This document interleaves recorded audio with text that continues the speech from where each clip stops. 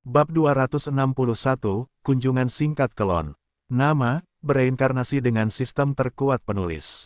Plus mematikan mengatur ulang. Di dalam kereta terbang, Wendy duduk di sebelah kanan William, sementara Brianna duduk di sebelah kirinya. Loli kecil itu menatap dengan mata berbinar-binar ke arah pemandangan yang baru pertama kali dilihatnya. Setelah membereskan semua yang belum beres, William dan kelompoknya, bersama rombongan Sir Jerkins, meninggalkan pegunungan Kirintor. Kedua kereta terbang itu terbang berdampingan saat mereka berjalan kembali menuju kerajaan Helan. "Jangan terlalu menjulurkan kepalamu, Brianna," kata William tak berdaya. "Kau bisa jatuh dari jendela kereta jika kau mencondongkan tubuh lebih dari itu." "Tidak apa-apa," jawab Brianna sambil masih menatap pemandangan di bawah kereta terbang itu. "Kakak memegang pinggangku, aku tidak akan kemana-mana. Kau benar-benar merepotkan." William mendesah dan Loli kecil itu hanya terkekeh menanggapi ucapannya.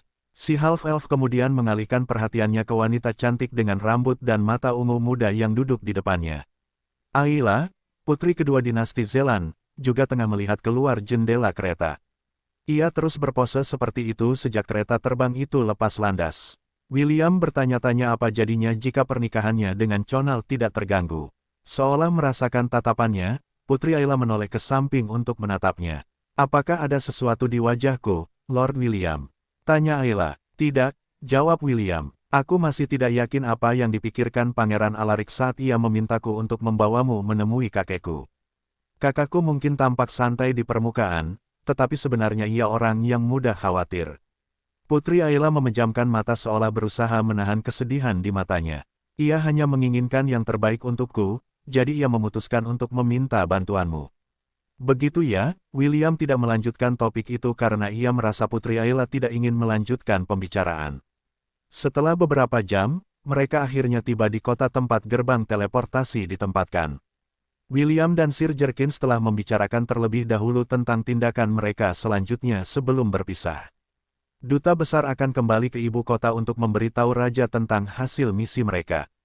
Di sisi lain, William akan terlebih dahulu menuju Lon dan mengantar Putri Ayla sebelum kembali ke Akademi Kerajaan. Sejujurnya, William khawatir bahwa Putri Ayla adalah mata-mata yang dikirim oleh putra mahkota untuk memantau pergerakan mereka. Dia berharap kakeknya dapat mengawasinya dan memastikan bahwa dia tidak melakukan hal bodoh apapun selama dia tinggal di pinggiran barat Kerajaan Helan. 2 hari telah berlalu setelah mereka meninggalkan pegunungan Kirintor. Saat itu sekitar tengah hari ketika mereka melihat kota Lon yang familiar muncul di depan mata mereka. Brianna tiba-tiba berteriak dan mencengkeram lengan William sambil menunjuk keluar jendela kereta. Ada Wyvern di luar," seru Brianna. "Mereka menuju ke arah kita."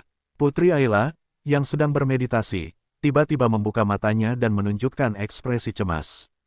Telah terjadi beberapa serangan Wyvern di dinasti Zelan dan orang-orang di sana sangat waspada terhadap Wyvern. Ada suatu kejadian ketika rombongannya diserang oleh Wyvern saat mengunjungi kota-kota di dekat perbatasan mereka. Sejak saat itu, Putri Ayla sangat berhati-hati untuk tidak memasuki wilayah tempat Wyvern dikatakan berburu. "Jangan khawatir," William menepuk kepala Loli yang cemas itu. "Mereka ada di pihak kita." "Hah?" Brianna kembali menatap William dengan bingung. Beberapa detik kemudian, Wyvern terbang di samping kereta terbang seolah-olah mereka adalah penjaga yang melindungi tamu VIP. Butuh waktu semenit bagi Brianna untuk menyadari bahwa Wyvern memang tidak ada di sana untuk menyakiti mereka. Dia kemudian menjulurkan kepalanya keluar dari kereta untuk menatap binatang buas yang terkenal itu yang sering disebut naga kecil di wilayah kekuasaan mereka. Putri Ayla juga sudah tenang setelah keterkejutan awalnya, tetapi dia tidak lengah. Dia hanya menatap Wyvern di luar jendela dengan tatapan rumit, saat kereta perlahan turun dari langit. Dev membimbing Leonhard menuju kediaman Ainsworth dan mendarat 50 meter dari pintu masuk utama. James, Mordred, Anna, Eve, dan Helen sudah berdiri di depan pintu masuk dan menunggu tamu mereka turun dari kereta. "Aku datang untuk berkunjung," kata William sambil tersenyum. "Senang bertemu kalian lagi, kakek, paman, bibi, Eve, dan bibi Helen." "Will," Eve segera mengulurkan tangan ke kakak laki-lakinya. William terkekeh saat dia buru-buru menggendong sepupunya yang menggemaskan dan mencium pipinya. James tersenyum saat dia melihat para tamu yang dibawa William bersamanya. Ia sudah tidak asing lagi dengan yang lainnya, tetapi ada beberapa wajah baru yang belum pernah ia lihat sebelumnya yaitu Amelia dan Putri Ayla, yang keduanya adalah wanita cantik. Lelaki tua itu tertawa sambil menepuk bahu William. Kau melakukannya dengan baik, nak. Haruskah aku mulai mempersiapkan upacara pernikahan yang megah? Sebelum William sempat membalas perkataan kakeknya yang tidak tahu malu itu, Brianna buru-buru berlari ke arah James dan meraih tangannya. Kakek James, kita bertemu lagi, kata Brianna dengan senyum lebar di wajahnya. Kau ingat janjimu, kau bilang akan memberiku Wyvern saat kita bertemu lagi nanti. Brianna, James hampir tidak mengenali gadis manis yang tiba-tiba menempel padanya. Apa yang kau lakukan di sini? Apakah ayahmu mengizinkanmu meninggalkan gunung? Tunggu, jangan bilang, kau kabur dari rumah dan menumpang. Senyum nakal muncul di wajah Brianna saat dia melirik William sekilas sebelum kembali memperhatikan James. Kakak William berkata bahwa dia jatuh cinta padaku pada pandangan pertama, kata Brianna dengan wajah penuh ketidakadilan. Dia menantang seorang pangeran untuk memenangkan pernikahanku. Saat ini, aku tunangannya. James hampir tersedak air liurnya saat mendengar kata-kata Brianna. Dia kemudian menatap William seolah-olah dia sedang melihat sampah.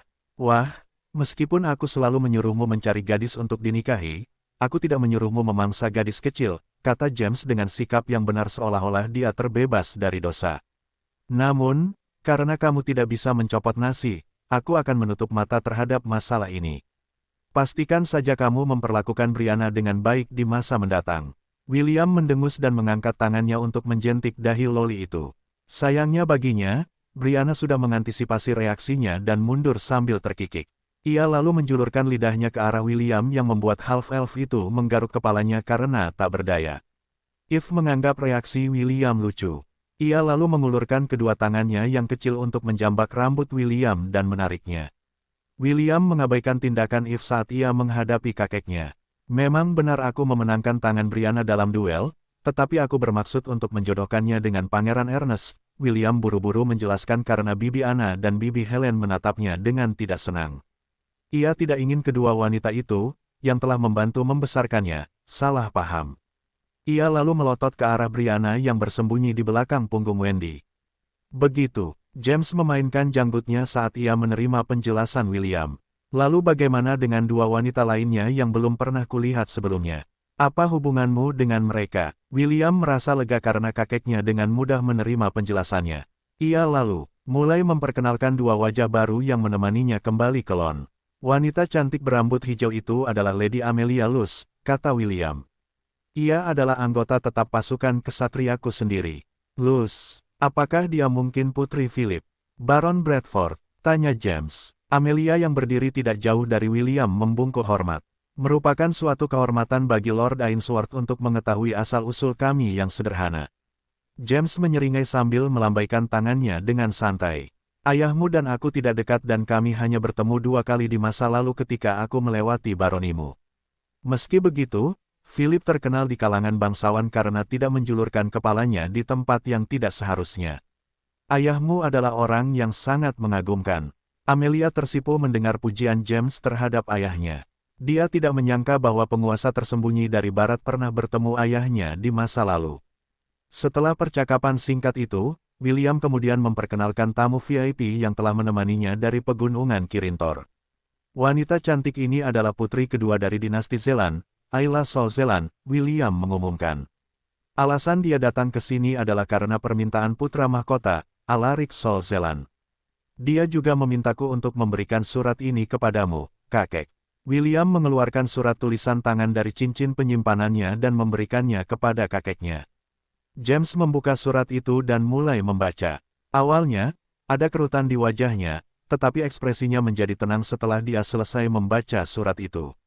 Ayla, benarkah? James bertanya dengan ramah. Mulai hari ini dan seterusnya, kamu akan menjadi tamu di kota kami yang sederhana, Lon.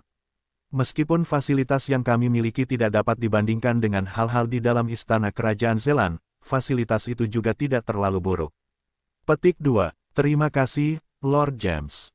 Putri Ayla membungkuk hormat ke arah tokoh legendaris yang pernah mengunjungi wilayah mereka bertahun-tahun yang lalu. Aku akan berada dalam perawatanmu mulai sekarang.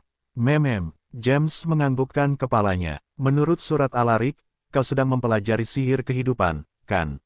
Ya, Lord Ainsworth. Apakah kau memiliki seorang guru yang mengajarimu? Tidak, James sekali lagi menganggukkan kepalanya. Beruntung sekali kita memiliki arhon kehidupan yang sangat cakap di sini, Dillon. Jika kau mau, aku bisa memperkenalkanmu kepadanya dan memintanya untuk menjadikanmu muridnya. Mata Putri Ayla membelalak kaget. Dia tidak menyangka bahwa kota kecil ini memiliki arhon kehidupan di dalamnya. Hanya ada satu arhon kehidupan di benua selatan dan orang itu diselimuti misteri. Satu-satunya hal yang diketahui oleh para penyihir kehidupan di benua selatan tentang tokoh legendaris ini adalah bahwa dia menyukai wanita muda yang cantik dan staminanya tampak tak ada habisnya. Lord Ainsworth, apakah kau mengacu pada arhon dari mata air kehidupan? Putri Ayla tidak dapat menahan diri untuk tidak gemetar karena kegembiraan. Apakah dia ada di sini? Apakah arhon kehidupan yang terkenal, Sir Owen, ada di Lon? Ya, James terkekeh. Mengetahui selera lelaki tua itu, dia akan dengan senang hati menjadikanmu muridnya. William yang mendengarkan dari samping tampak tercengang. Dia tidak menyangka bahwa si tua bangka yang membanggakan kemampuannya melakukan beberapa putaran di ranjang adalah seseorang yang begitu terkenal. Dia bahkan bertanya-tanya apakah Putri Ayla merujuk pada orang lain, dan bukan lelaki tua yang tidak tahu malu dan mesum, yang diam-diam memberitahu William beberapa kiat tentang cara membuat wanita merasa nyaman di ranjang. Hanya karena kau seorang putri, bukan berarti aku akan memperlakukanmu dengan baik. Aku guru yang sangat tegas, apakah kau yakin ingin menjadi muridku? Petik 2. Ya, tolong, jadikan aku muridmu, Lord Owen. Baiklah, Owen mengangguk dengan sikap yang benar. Karisma yang terpancar dari tubuhnya adalah karisma seorang guru yang telah menghadapi pertempuran hebat dan telah hidup untuk menceritakan kisahnya. William tidak dapat menahan bibirnya untuk berkedut saat ia berdiri di samping, memperhatikan pasangan guru dan murid ini. Ia ingin sekali meraih lelaki tua itu dan mengguncang tubuhnya sambil berteriak, "Di mana Owen yang asli? Dasar penipu! Katakan di mana kau sembunyikan si tua mesum yang hanya tahu cara membanggakan bagaimana ia menguasai 444 posisi yang akan membuat wanita menjadi gila." Ketika ia melihat Putri Ayla berlutut dan memberi hormat kepada guru barunya, William hampir meludah ke tanah. Si tua mesum itu mengedipkan mata padanya dan memberinya ekspresi, "Sekarang kau tahu betapa hebatnya aku." Sementara Ayla tidak menatapnya, jawaban William sederhana. Ia mengacungkan jari tengah pada Owen. Percakapan singkat antara keduanya berakhir tiba-tiba ketika Putri Ayla mengangkat kepalanya untuk melihat guru barunya. Owen mengulurkan tangannya untuk memegang tangannya, yang merupakan prosedur penerimaan murid di antara para penyihir kehidupan. Putri Ayla berdiri dengan bantuan Owen, menyelesaikan upacara magang. "Beristirahatlah untuk saat ini," kata Owen dengan nada yang sesuai dengan seorang biarawan yang telah menjauhkan diri dari keinginan duniawi. "Pelatihan kita akan dimulai besok. Aku akan menjemputmu saat matahari terbit." "Baik, Guru." Putri Ayla membungkuk hormat sebelum berjalan kembali menuju kediaman Ainsworth. William dan Owen memperhatikannya mundur dalam diam. Saat gadis itu menghilang dari pandangan mereka, bentuk dan aura Owen yang agung menghilang sepenuhnya.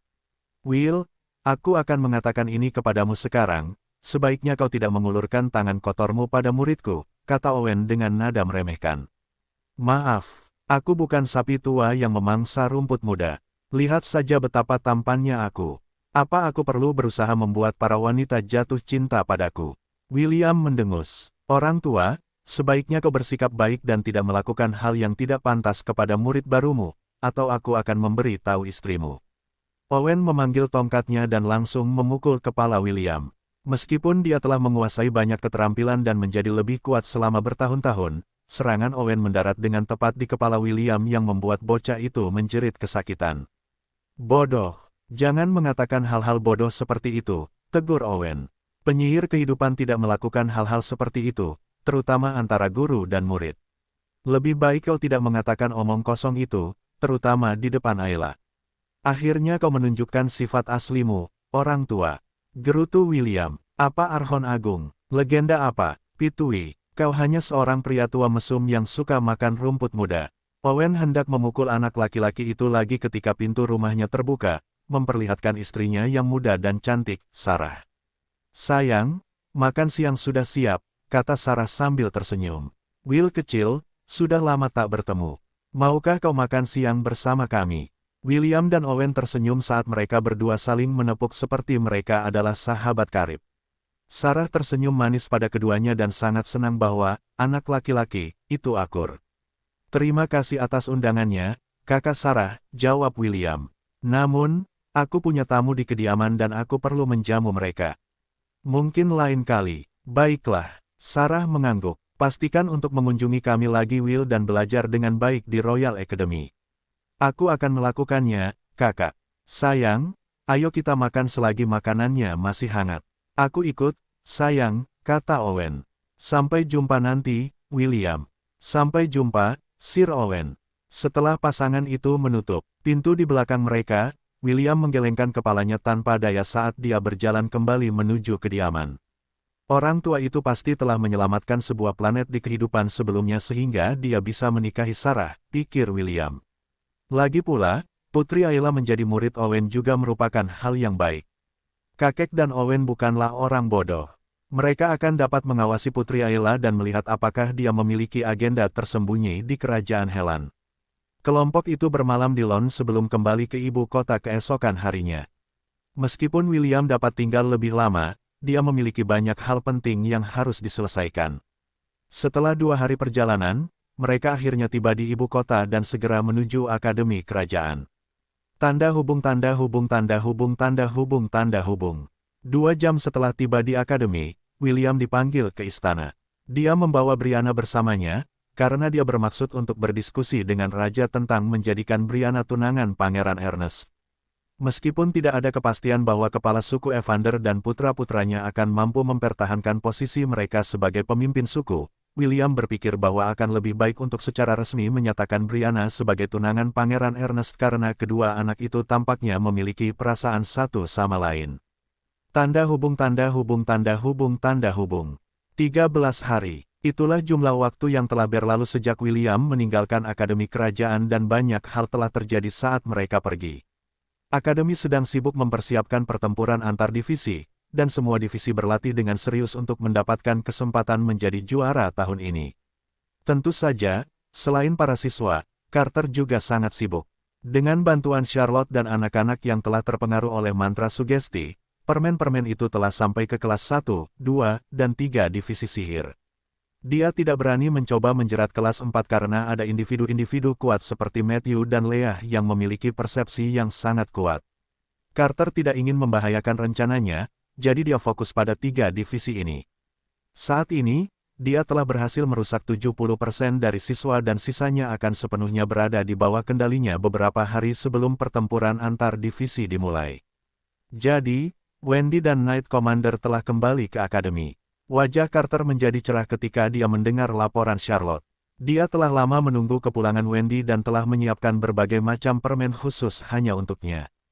Permen ini lebih kuat daripada yang lain dan hanya butuh 3 hingga 4 hari bagi mantranya untuk matang di dalam tubuh targetnya. Ya, jawab Charlotte dengan gembira. Saat ini, Wendy sedang beristirahat di dalam kamarnya. Apakah kau ingin aku memberinya permen yang khusus kau buat untuknya?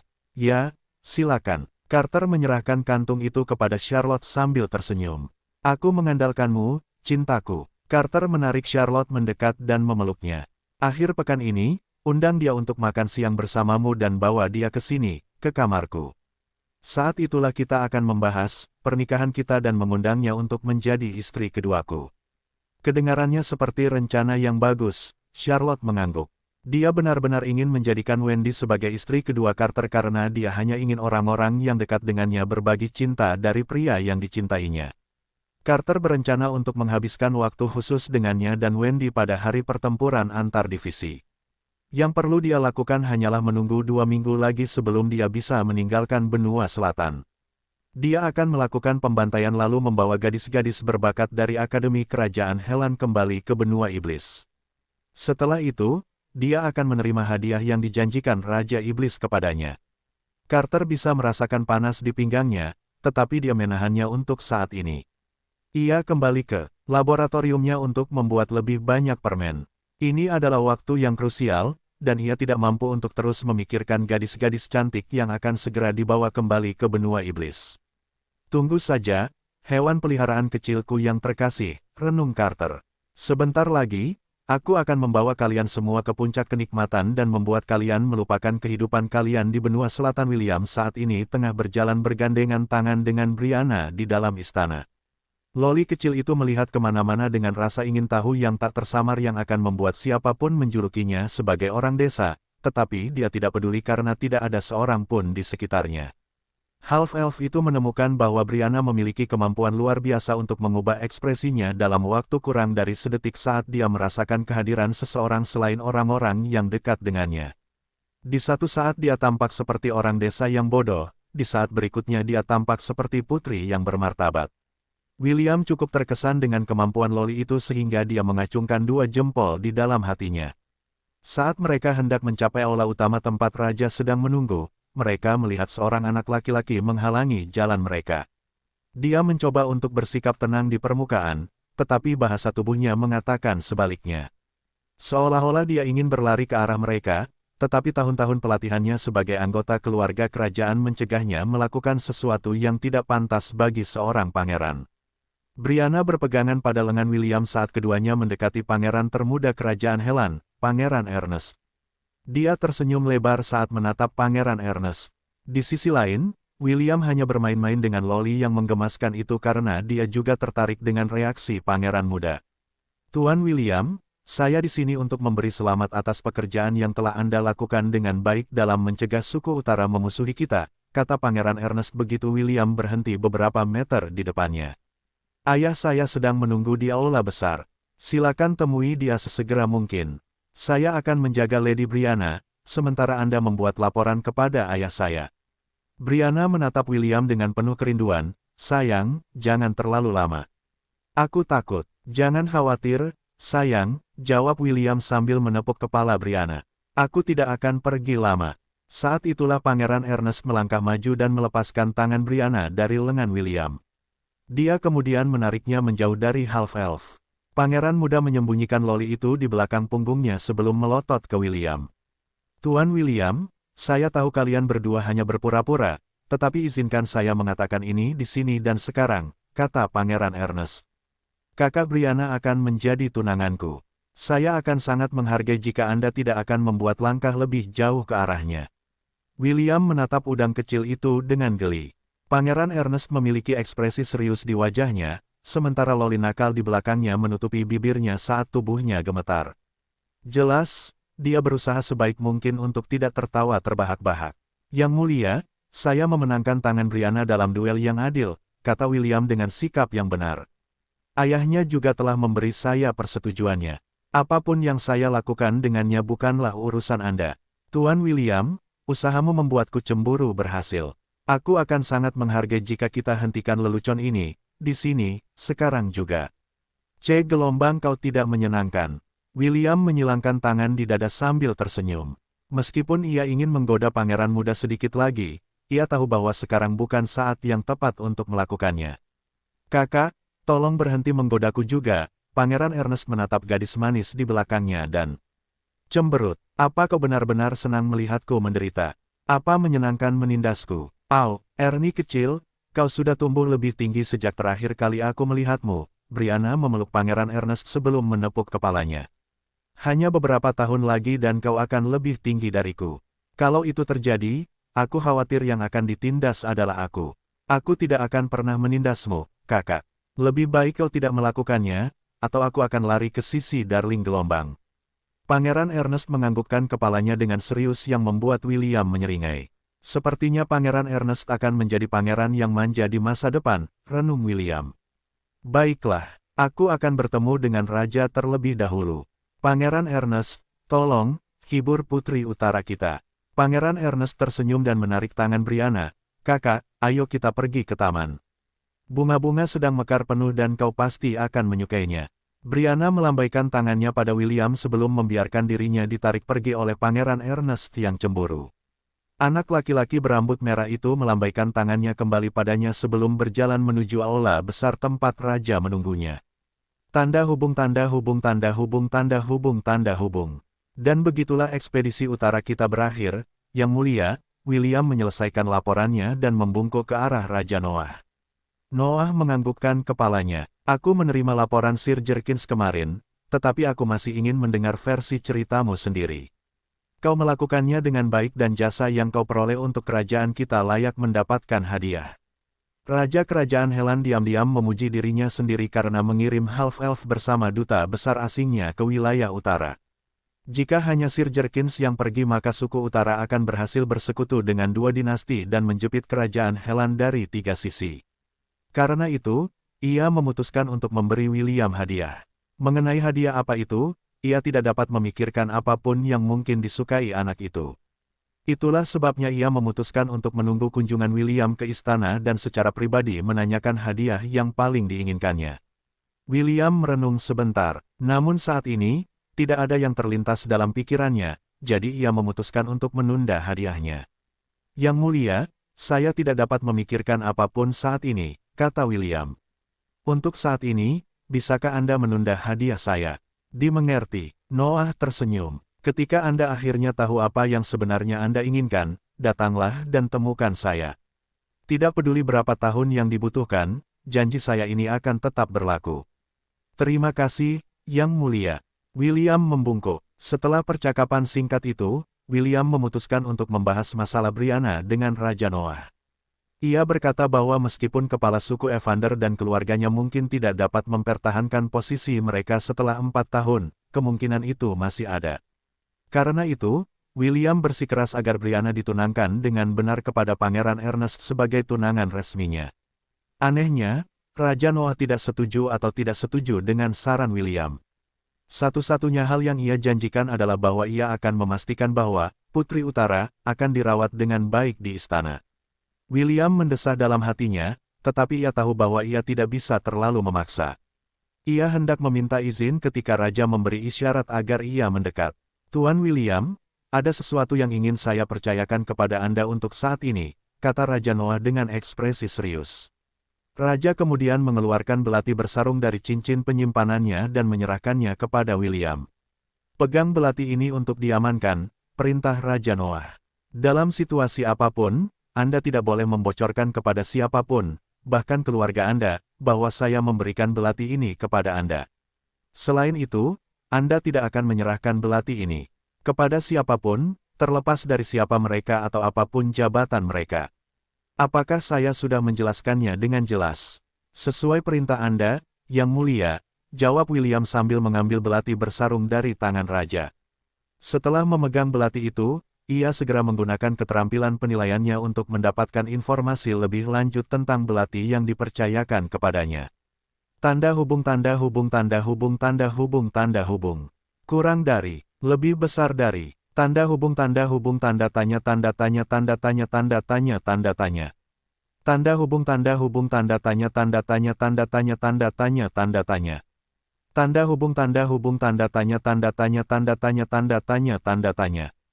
Tanda hubung tanda hubung tanda hubung tanda hubung tanda hubung. Kok saya tidak bisa membaca apapun? Pikir William, nanti saya tanyakan pada sistem. Tidak sopan menyelidiki lebih jauh di depan Raja. William menyimpan belati itu di cincin penyimpanannya dan melangkah mundur. Raja Nuh menatapnya dengan serius sebelum melambaikan tangannya. Anda boleh pergi. Raja Nuh tersenyum. Silakan, lakukan yang terbaik, dan terus lindungi kerajaan kita dengan kemampuan terbaik Anda, Tuan William. Kerajaan Helan adalah tanah airku, jawab William. Aku akan berusaha sebaik mungkin untuk memenuhi harapanmu, Yang Mulia. Setelah mengakhiri kunjungannya, William meninggalkan aula besar dan pergi menemui Brianna di taman. Ia menjelaskan bahwa loli kecil itu akan tinggal di istana dan diperlakukan seperti tamu VIP. William juga memperingatkan Pangeran Ernest bahwa ia harus menjaga Brianna atau ia akan membawanya pergi.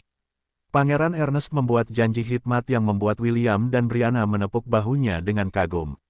Setelah mengucapkan selamat tinggal kepada pangeran muda dan loli yang menggemaskan, William menuju ke kandang kuda tempat kereta terbang itu menunggunya.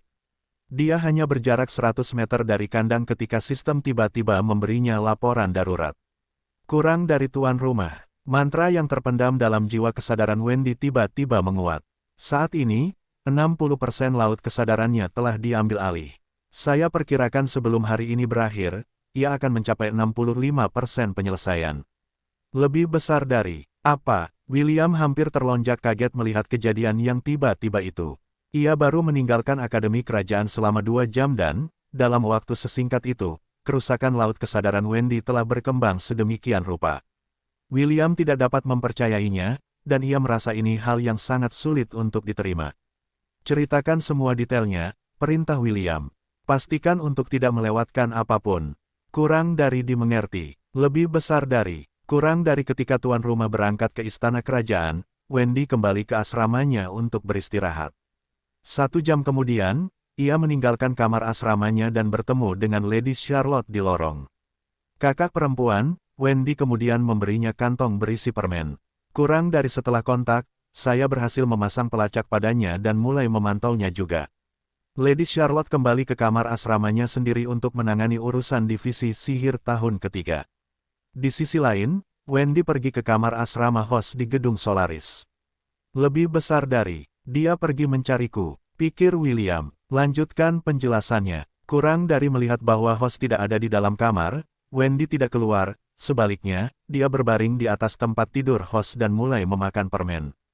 Lebih besar dari, William mengepalkan tinjunya begitu keras hingga kukunya menancap di telapak tangannya. Bagaimana keadaannya sekarang? Kurang dari dia saat ini sedang tidur di tempat tidur host. Lebih besar dari, William berlari menuju kandang kuda untuk kembali ke Royal Academy sesegera mungkin. Dia ingin berada di samping Wendy sekarang, dan secara pribadi memeriksa kondisinya saat ini. Half-elf itu tahu bahwa dia bertaruh dengan mempertaruhkan nyawa Wendy dan membenci dirinya sendiri karenanya. Jika memungkinkan, dia benar-benar ingin membunuh dalang di balik seluruh insiden ini dan mencegah gadis itu, yang sangat mencintainya, dari penderitaan apapun, setengah jam sebelumnya. Bosan sekali di akademi ini, pikir Wendy saat selesai berganti pakaian setelah mandi. Kurasa aku akan mengunjungi Will saja untuk saat ini. Kuharap dia sudah kembali dari pertemuannya dengan Raja. Dia baru saja meninggalkan kamarnya saat melihat kakaknya Charlotte berjalan ke arahnya dengan senyum lebar di wajahnya. Senang melihatmu akhirnya kembali. Aku merindukanmu, kata Charlotte sambil memeluk Wendy dengan lembut. Kemana saja kau? Aku juga merindukanmu, kakak, Wendy membalas pelukannya saat menjawab pertanyaan Charlotte. Kami pergi ke utara-utara untuk berlatih. Benar, Sir William ingin menyempurnakan formasi tim kami jadi kami harus meninggalkan akademi untuk berlatih. Begitukah? Kuharap Komandan Ksatria tidak terlalu mendesakmu. Charlotte mengerutkan kening. Pastikan untuk memberitahuku jika dia menindasmu. Aku tidak peduli apakah dia Komandan Ksatria atau bukan, aku akan memasukkan bola api tepat ke dalam pantatnya. Wendy terkikik ketika membayangkan William memegangi pantatnya sambil berlari ketakutan. Melihat Wendy tampak baik-baik saja, Charlotte teringat alasannya mencarinya. Ini, beberapa permen untukmu. Charlotte menyerahkan kantong berisi permen dengan ekspresi, bersyukurlah aku peduli padamu, di wajahnya. Terima kasih, kakak. Wendy dengan senang hati mengambil kantong itu dari tangan Charlotte. Kau yang terbaik, kau hanya mengucapkan kata-kata itu ketika aku memberimu hadiah. Kalau begitu, aku harus pergi. Masih ada dokumen yang harus kukerjakan untuk kelas 3. Aku datang ke sini hanya untuk memeriksamu dan memastikan kau baik-baik saja. Terima kasih sekali lagi, kakak. Aku akan mentraktirmu sesuatu yang enak besok. Sebaiknya kau ingat kata-kata itu. Charlotte menepuk kepala Wendy sebelum kembali ke asrama kelas 3. Wendy hendak memakan permen ketika dia tiba-tiba teringat apa yang terjadi di kamar William ketika dia memberinya permen. Wajahnya memerah saat dia mengenang ciuman penuh gairah yang pernah dia bagikan dengannya. Lebih baik aku memberinya beberapa permen juga, pikir Wendy. Dia menantikan sesi ciuman lain dengan William yang hanya akan mungkin terjadi karena permen yang dimilikinya. Wendy adalah pengunjung tetap asrama Solaris sehingga para penjaga hanya mengangguk padanya dan membiarkannya lewat tanpa bertanya. Mereka tahu bahwa wanita cantik itu adalah anggota regu ksatria pribadi Knight Commander dan memberinya rasa hormat yang pantas diterimanya. Kamar William memiliki pesona khusus di dalamnya yang mencegah siapapun masuk tanpa izin. Beruntungnya bagi Wendy, dia adalah satu dari sedikit pengecualian yang bisa memasuki ruangan tanpa menggunakan kunci. Dia masih belum datang, pikir Wendy sambil mengamati ruangan. Tidak apa-apa, aku akan menunggunya datang. Si cantik pirang itu segera menuju ranjang William dan duduk di atasnya. Dia kemudian membuka kantung permen dan mulai memakannya. Aku akan makan setengahnya saja dan membagi sisanya dengan William, pikir Wendy sambil memasukkan permen berwarna merah ke dalam mulutnya. Dengan begitu, kita berdua akan sama-sama untung. Setelah memakan 8 permen, Wendy tiba-tiba merasa mengantuk dan tidur di atas ranjang William, sambil memeluk bantal William. Tanda hubung tanda hubung tanda hubung tanda hubung tanda hubung tanda hubung. Di suatu tempat di Asgard. Kapten, tolong bangun. Kami sedang dikirim ke medan perang untuk mengumpulkan jiwa para prajurit. Kami adalah tim yang saat ini sedang bersiaga, jadi kami harus bergegas sebelum atasan kami memotong gaji kami. Biarkan aku tidur selama 5 menit lagi. Apa yang kau bicarakan, Kapten? Seorang wanita cantik berambut coklat tua meninggikan suaranya sambil mengguncang-guncang si cantik yang sedang tidur itu dengan keras. Jika kita tidak segera pergi, Komandan Gunner akan memotong gaji kita. Aku berencana untuk berkencan dengan pacarku bulan ini. Aku perlu membeli gaun baru. Kau menyebalkan sekali. Si cantik yang sedang tidur akhirnya mengalah dan bangkit dari tempat tidur. Rambutnya yang pirang dan halus berkilauan sebentar saat terkena sinar matahari. Aku akan siap dalam 5 menit. Tunggu aku di luar. Baiklah. Tolong, cepatlah, Kapten. Baiklah, berhenti mengomel dan tunggu saja aku selesai mengganti pakaianku. Astaga, si cantik pirang yang tampaknya berusia awal 20-an itu berjalan ke lemarinya dan mulai mengenakan baju sirahnya yang ringan yang dirancang untuk medan perang. Setelah mengenakan perlengkapan pelindungnya, dia berjalan menuju cermin untuk merapikan rambutnya. Bayangan seorang wanita cantik dengan rambut pirang panjang dan sepasang mata biru, yang sebening langit Asgard, terpantul di cermin. Dia kemudian mulai menyisir rambutnya hingga dia puas dengan hasilnya. Si cantik pirang itu kemudian mengambil lingkaran bersayap yang tergeletak di atas mejanya, dan menatap cermin itu sekali lagi sebelum keluar dari kamarnya. Sebagai kapten pasukannya, adalah tugasnya untuk memimpin para Valkyrie lainnya di medan perang untuk mengumpulkan jiwa para prajurit pemberani yang telah gugur dalam pertempuran. 1 jam kemudian, 12 Valkyrie dengan kapten mereka di tengah turun menuju Midgard di mana pertempuran baru saja berakhir. Mereka telah melakukan tugas ini berkali-kali sebelumnya dan mereka sudah terbiasa membimbing jiwa para prajurit pemberani ke Valhalla. Namun, kali ini, pemandangan yang mereka temui berbeda. Tidak ada jiwa. Salah satu Valkyrie, yang melayang di atas mayat-mayat, tergagap.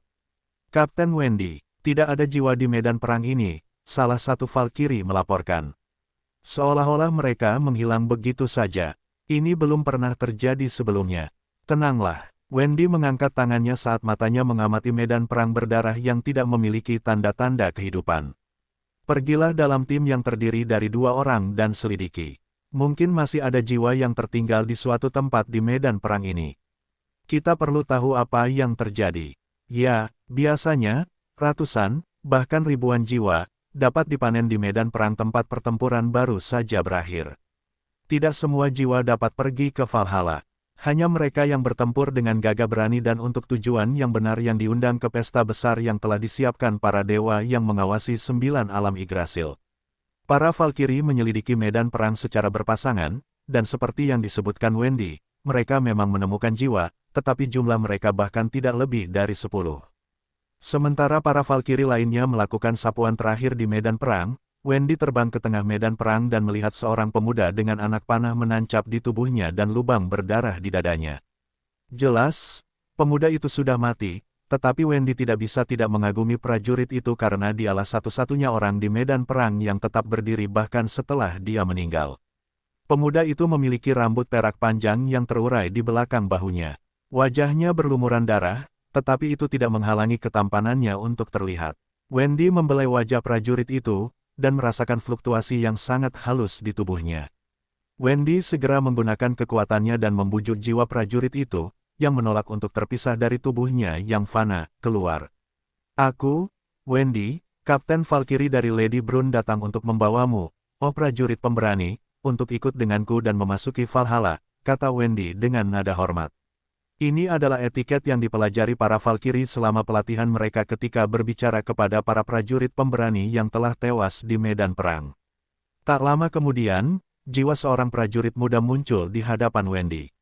Menurut perkiraannya, pemuda itu masih berusia belasan tahun dan bahkan belum menumbuhkan janggut, yang sangat jarang di antara para prajurit yang telah naik ke Valhalla. Siapa namamu, prajurit pemberani? Tanya Wendy. William, jawab pemuda itu. William Pendragon. Wendy mengulurkan tangannya sebagai isyarat undangan. Kemarilah, William Pemberani, kata Wendy lembut. Aula Asgard sedang menunggumu. Tugasmu di dunia fana sudah berakhir. Tugasmu untuk melindungi 9 alam akan segera dimulai. William menatap tangan Wendy yang lembut sebelum dengan enggan mengangkat tangannya sendiri. Kapten Valkyrie itu dapat melihat keengganan di matanya.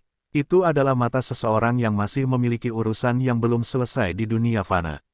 Wendy telah melihat tatapan mata seperti itu berkali-kali di masa lalu. Akan tetapi, ia tahu bahwa prajurit muda itu akan perlahan melupakan ikatannya dengan dunia fana begitu ia melangkah ke aula Asgard.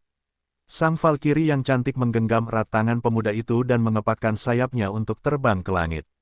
Tak lama kemudian, para Valkyrie lainnya bergabung dengannya dalam penerbangan saat mereka membawa jiwa-jiwa yang masih hidup ke tujuan akhir mereka. William melirik Midgard sekali lagi sebelum ia menutup matanya untuk menangis. Ia masih punya janji yang harus ditepati.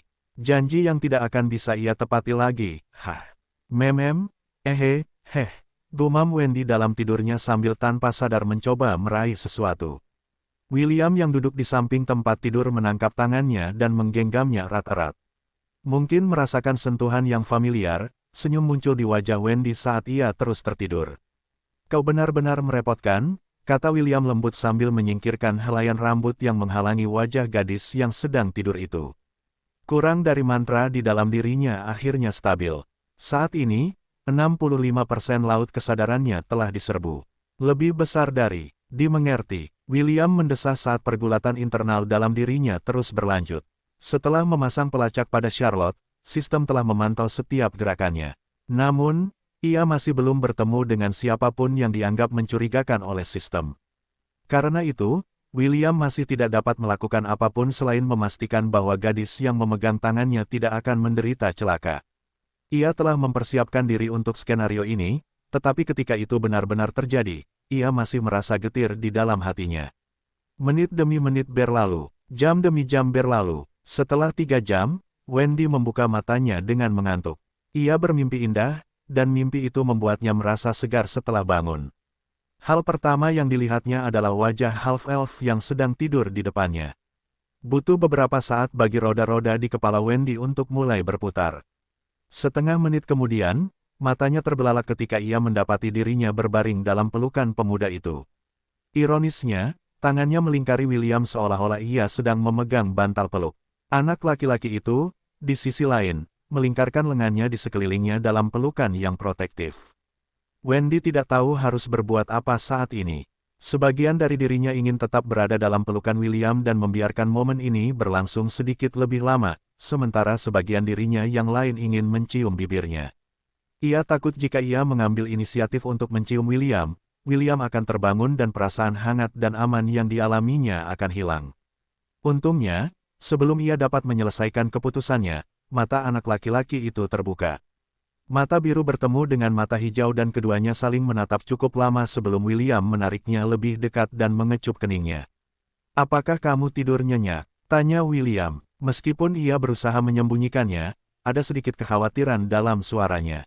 "Ya," jawab Wendy sambil menghirup aroma tubuhnya. "Aku selalu tidur nyenyak saat kamu ada di dekatku. Kalau begitu tidurlah di sini bersamaku malam ini." Petik 2. Keduanya berpelukan sebentar sebelum akhirnya berpisah dengan enggan. "Will, ya, aku bermimpi indah, tetapi aku tidak dapat mengingat apapun tentang mimpi itu saat aku bangun," kata Wendy sambil merapikan rambutnya yang berantakan di depan cermin. "Meskipun begitu, aku punya firasat bahwa kamu juga ada dalam mimpi itu." William menyilangkan lengannya di dada dan tersenyum kepada Wendy.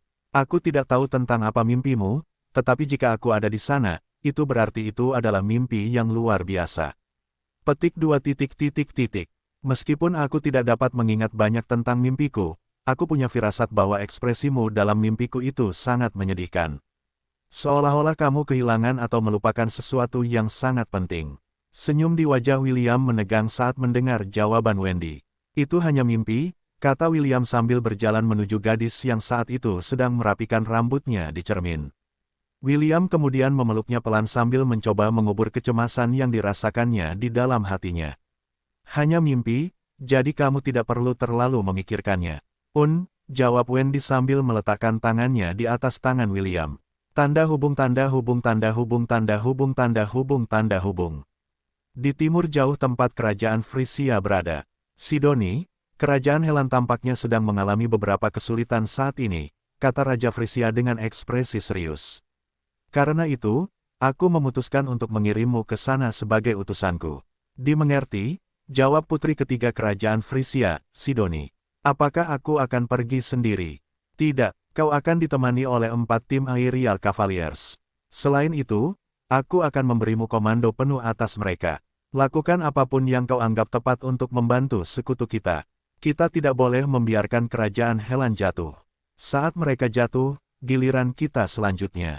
Jangan khawatir, ayah, jawab Sidoni. Aku akan mendukung sekutu kita dengan kemampuan terbaikku. Kapan aku akan berangkat? Kau akan berangkat tengah malam. Siapkan barang-barang yang perlu kau bawa. Jangan lupa untuk membawa pembantumu. Dimengerti, berhati-hatilah saat aku pergi, ayah. Raja Frisia tersenyum, tetapi dia berdiri setidaknya 10 meter jauhnya dari putrinya. Jika dia berdiri lebih dekat, dia tidak akan bisa menahan efek kekuatannya. Putri Sidoni, seperti biasa, mengenakan kerudung. Tidak hanya untuk menyembunyikan kecantikannya, tetapi juga untuk melindungi siapapun agar tidak terjerat oleh pesonanya yang kuat. Tidak ada yang aman darinya. Pria, wanita, dan bahkan beberapa bis di bawah Centennial Rank tidak akan mampu menahannya.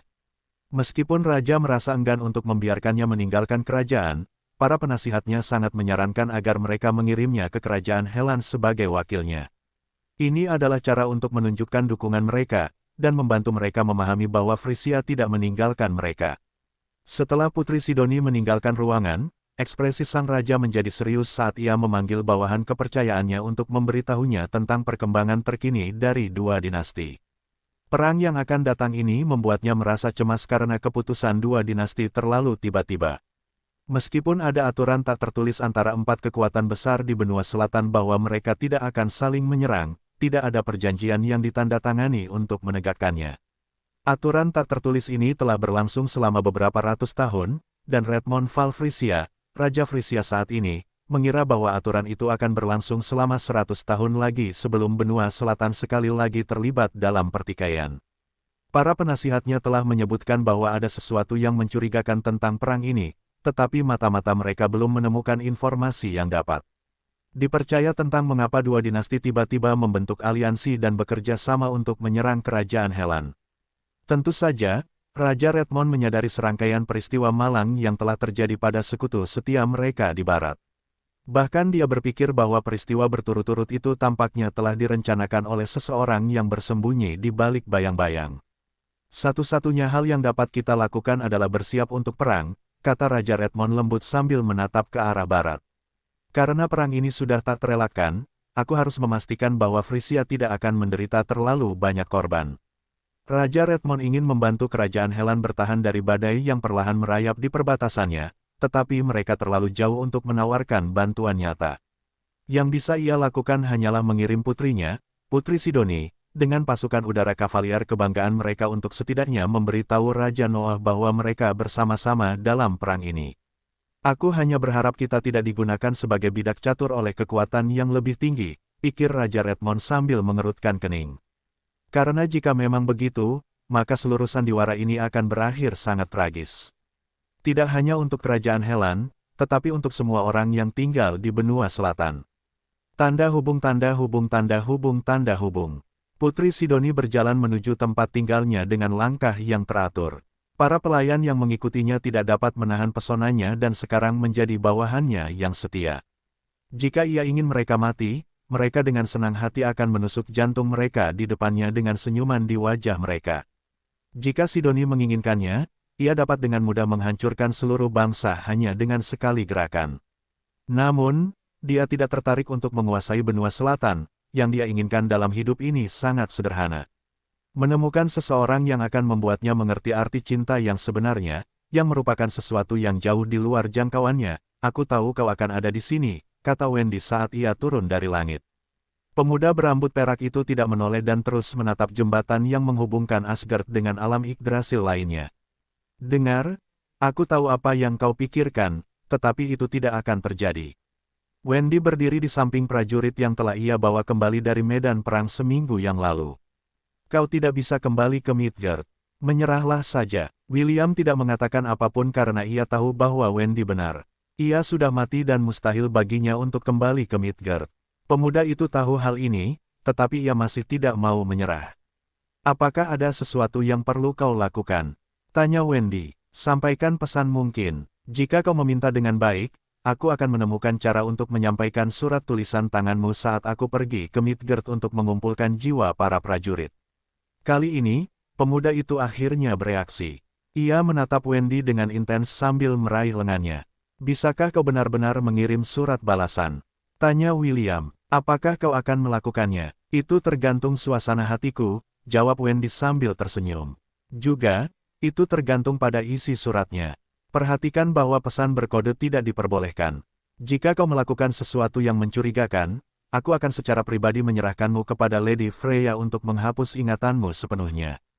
Pemuda itu tersentak ketika mendengar peringatan Wendy. Dia berencana untuk mengirim pesan berkode kepada seseorang yang sangat penting baginya, tetapi jika harganya adalah menghapus ingatannya maka semuanya akan sia-sia. Wendy memberinya ekspresi, aku tahu kau akan melakukan itu, dan menyingkirkan tangan yang memegang lengannya. Pria itu mendengus dan berjalan pergi. Karena rencananya untuk mengirim pesan tidak dapat lagi tercapai, dia harus mencari cara lain untuk menghubungi orang itu di Midgard. Tanda hubung tanda hubung tanda hubung tanda hubung tanda hubung. 3 bulan kemudian, William menusukkan tombaknya dan menusuk mata seorang orc champion yang sedang mendatangkan malapetaka di medan perang. Monster itu menjerit kesakitan dan mengayunkan kapak raksasanya secara acak untuk melindungi dirinya dari serangan lebih lanjut. Menemukan celah dalam serangan orc champion, William menyerbu dan menyelinap di antara kedua kakinya. Ia kemudian menggunakan seluruh kekuatannya untuk memenggal kepalanya dari belakang, mengakhiri hidupnya dan membuat bawahannya berhamburan ketakutan. Air mancur darah berwarna hijau menghujani sekeliling sang juara yang dipenggal, yang membuat para prajurit yang menemani William mendapatkan kembali moral mereka dan menyerang bawahan sang juara orc dengan kegilaan baru. Kerja bagus, Wendy mendarat di samping William. Dengan ini, kita telah berhasil mempertahankan pos peri ini. Aku yakin bahwa para penguasa Alfheim akan memberi kita hadiah yang besar. Ada apa? Wendy menyadari bahwa William sedang menatap kosong ke arah prajurit elf yang sudah mati tak jauh darinya. Karena ini adalah pos terdepan milik para elf, wajar saja jika yang melindunginya adalah prajurit elf dari Alfheim. Jangan bilang kalau William yang angkuh itu tiba-tiba tersadar akan nekrofilia. Tanya Wendy dengan nada menggoda. Dia sudah menyadari bahwa prajurit elf yang telah mati itu adalah seorang wanita dan bertanya-tanya mengapa William menatapnya dengan tatapan yang begitu tajam. Apakah aku mengenal elf? Tanya William tanpa sadar. Aku tidak ingat apapun, tetapi entah mengapa menatapnya membuatku merasa cemas. Rasanya seperti, prajurit berambut perak itu berhenti di tengah kalimat sebelum memegang kepalanya seolah-olah dia sedang menderita sakit kepala. Pembersihan sudah mencapai tahap ini, pikir Wendy dengan ekspresi sedih. Dia berhenti pergi ke jembatan Bifrost 2 minggu lalu dan hanya tinggal di Valhalla untuk berlatih setiap hari. Yang disebut pembersihan itu adalah hilangnya ingatan secara bertahap setelah seorang prajurit memasuki Asgard. Kebanyakan prajurit benar-benar kehilangan ingatan mereka dalam waktu 1 bulan setelah kedatangan mereka, karena mereka membantu para dewa Asgard melindungi para penghuni alam lain dari para penyerbu yang bersekutu dengan Jotunheim dan Muspelheim. Mereka yang telah terbebas dari belenggu kehidupan masa lalu mereka dibaptis oleh cahaya Yggdrasil dan terlahir kembali sebagai seorang Einherjar. Einherjar berarti, tentara satu orang, atau, mereka yang bertempur sendirian. William, adalah eksistensi yang sangat langka karena ia telah bertahan selama ini dan masih menyimpan beberapa ingatannya secara utuh. Namun, tidak lama kemudian kenangan-kenangan berharga tentangnya itu juga lenyap begitu saja. Ketika hari itu tiba, ia juga akan terlahir kembali sebagai seorang Einherjar. Wendy telah mengawasi prajurit yang dingin namun pemberani itu, yang akan selalu bertarung di garis depan untuk melindungi rekan-rekannya. Ia mengawasinya menyelamatkan yang lemah dan tak berdaya dari para monster yang menyerbu tanah mereka tanpa memikirkan keselamatannya sendiri. Sebagian dirinya ingin melihat William terbebas dari belenggu yang memburunya, bahkan di akhirat. Sebagian dirinya yang lain ingin menyimpan kenangan tentang pejuang pemberani yang telah menyusup ke dalam hatinya. Ayo kembali, Will, kata Wendy lembut sambil menepuk bahu pejuang itu. Ayo kembali ke Asgard. William berkedip dan menatapnya tanpa sadar. Tak lama kemudian, dia menganggukkan kepala dan menerima undangan Wendy. Kapten Valkyrie itu berubah menjadi Pegasus dan mengizinkan William untuk menungganginya. Ini adalah hak istimewa khusus bagi beberapa orang terpilih. Biasanya, hanya mereka yang telah dipilih oleh seorang Valkyrie untuk menjadi pasangan hidupnya yang akan mendapatkan hak ini. Tentu saja, William tidak menyadari aturan tersembunyi ini di antara mereka yang mengangkut jiwa para pejuang pemberani ke Aula Valhalla. Dia sibuk mencoba memahami kenangan sekilas di tangannya, sebelum mereka juga menghilang untuk selamanya. Tanda hubung tanda hubung tanda hubung tanda hubung tanda hubung. Di dalam kamar William di asrama Solaris. Wendy membuka matanya dan mendapati dirinya di dalam kamar William. Dia telah tidur dengannya sejak hari mereka kembali dari utara dan rumor mulai menyebar di divisi bela diri bahwa dia adalah kekasih komandan mereka. Yang mengejutkannya, William tidak menyangkal atau membenarkan rumor tersebut. Dia hanya menepisnya seolah-olah itu adalah sesuatu yang tidak penting dan tidak layak mendapat perhatiannya. Saudara kembar Wendy, Spencer, sangat vokal tentang hal itu dan akan menghadapi William dari waktu ke waktu. Namun, setelah William mengancam akan menendang Spencer keluar dari divisi bela diri, Siskon Brother tidak punya pilihan selain mundur. William bukan hanya komandan Ordok Satria, tetapi juga kepala prefek divisi bela diri. Kata-katanya adalah hukum dan betapapun kesalnya dia, Spencer tidak dapat melakukan apapun di hadapan William. Sebaliknya, dia sering memberitahu saudara perempuannya bahwa Half-Elf adalah serigala berbulu domba dan jika dia tidak berhati-hati, dia akan dimakan dalam sekejap. Spencer tidak tahu bahwa Wendy sangat ingin dimakan oleh William. Sangat disayangkan bahwa, selain pelukan dan ciuman sederhana, William tidak akan melakukan apapun yang melampaui batas kemampuannya. Selamat pagi, kata William ketika dia melihat Wendy sudah bangun. Aku membawakanmu sarapan. William pergi lebih awal ke dapur untuk menyelundupkan sarapan untuk mereka berdua. Dia telah melakukan ini selama beberapa hari terakhir, dan Wendy menyukai gerakan sederhana ini yang membuatnya merasa seolah-olah mereka adalah pengantin baru. Setelah sarapan, Wendy kembali ke divisi sihir karena hari ini adalah hari Sabtu. Itu juga hari di mana dia berjanji kepada Charlotte bahwa dia akan menemaninya berlatih. Kakak, ini bukan jalan menuju tempat latihan, kata Wendy setelah menyadari mereka telah meninggalkan tempat divisi sihir. Ada tempat yang harus kita kunjungi terlebih dahulu sebelum memulai latihan, jawab Charlotte sambil tersenyum. Aku harus bertemu dengan pembuat permen yang sangat kau sukai itu. Dia bilang dia sudah selesai membuat satu batch lagi dan memintaku untuk mengambilnya. Benarkah? Wendy terkejut dengan ucapan Charlotte. Aku sudah lama ingin bertemu dengan orang yang membuat permen lezat itu. Jangan khawatir, sekarang adalah kesempatan yang baik untuk bertemu dengannya, Charlotte menepuk kepala Wendy. Aku yakin kau juga akan menyukainya, Wendy. Lewat sini, kita berdua bisa menjadi istrinya dan hidup bahagia selamanya. Charlotte menuntun Wendy menuju tempat tinggal yang disediakan untuk para guru Royal Academy. Tempat di mana seorang pembuat permen menantikan kedatangannya, apakah rumor tentangmu dan Wendy benar? Tanya ST begitu William duduk di dalam ruang pertemuan untuk perwakilan tahun pertama divisi bela diri, sihir, dan roh. Priscilla, yang menemani William ke pertemuan ini, menajamkan telinganya untuk mendengarkan percakapan mereka. Rumor tentang komandan Half-Elf dan wanita cantik yang merupakan bagian dari pasukan ksatria pribadinya telah beredar di seluruh divisi bela diri. Tidak ada yang cukup berani untuk bertanya kepada komandan mereka apakah itu benar atau tidak, karena mereka tidak tahu bagaimana dia akan bereaksi terhadap pertanyaan itu. Spencer telah menjadi contoh yang sangat baik tentang bagaimana William menghadapi mereka yang mencoba membuat keributan. Kembaran Wendy saat ini sedang menjalani misi untuk mengumpulkan ramuan langka yang dapat digunakan untuk membuat ramuan penyembuh. Ini adalah dekrit yang diberikan William setelah Spencer mengonfrontasinya tentang hubungannya dengan saudara kembarnya. Setelah kejadian itu, tidak ada yang berani membicarakan rumor tersebut di hadapan William. William menopang dagunya menggunakan tangannya dan tersenyum kepada ST. Aku tidak tahu kamu suka bergosip.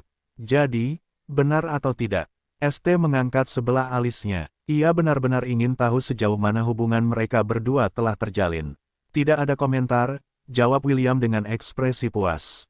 Meskipun ia tidak keberatan mengakui bahwa ia telah mengenali Wendy sebagai kekasihnya, ia tetap harus mempertimbangkan wajah kakeknya dan Lawrence.